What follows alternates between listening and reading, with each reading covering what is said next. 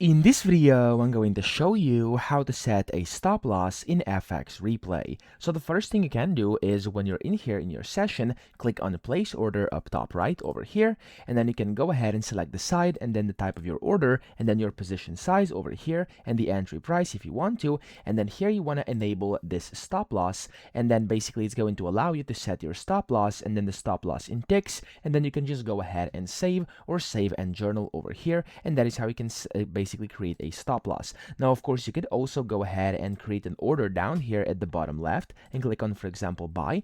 And whenever it's, of course, the order is active, you can go ahead and slide this up here, and then you can see those three dots next to your open position. Click on that, click on edit, and in here you can go ahead and also add a stop loss after you've actually placed your trade. Now, when you do that, click on save, and that's pretty much how you do it. So I hope this video helped you out. If it did, please subscribe to the channel and help me out as well.